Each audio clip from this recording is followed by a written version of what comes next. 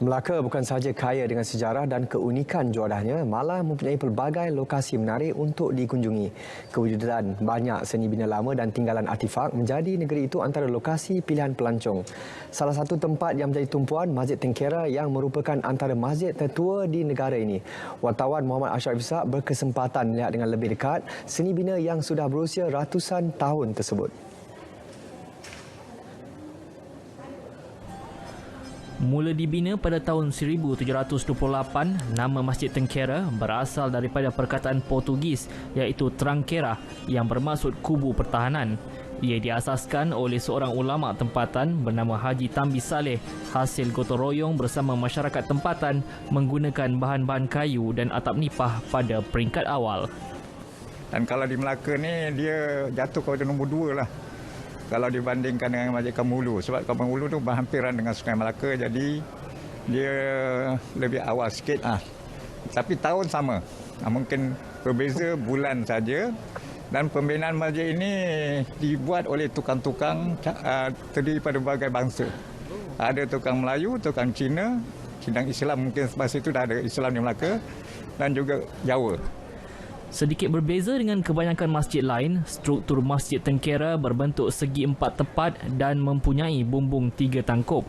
Ia didirikan dengan 4 batang tiang utama jenis kayu belian yang menjadi tunggak bumbung masjid dan kubahnya.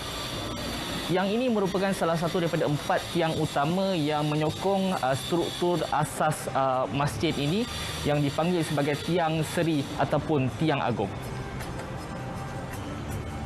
Masjid ini dibina berasaskan budaya Melayu Nusantara dengan gabungan kesenian Timur dan Barat.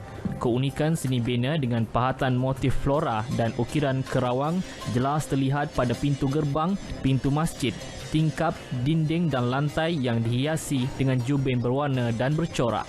Bila masjid macam contoh Kampung Ulu Tengkera ni bina bentuk seperti ini, jadi masjid-masjid kampung-kampung yang lain tak akan ikutlah ataupun meniru mereka bentuk yang ada sekarang ini.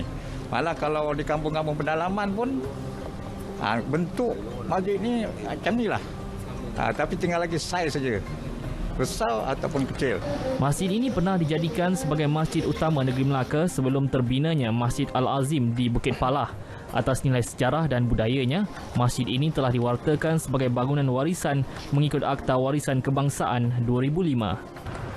Walaupun sudah berusia ratusan tahun, struktur lantai, tiang, dinding dan bumbung masjid ini masih kekal utuh sehingga kini. Ia perlu terus dipelihara, bukan saja sebagai lambang sejarah Islam yang pernah subur di bumi Hang Tuah ini, malah sebagai khazanah warisan bangsa yang tinggi nilainya. Muhammad Ashraf Ishak, Berita RTM.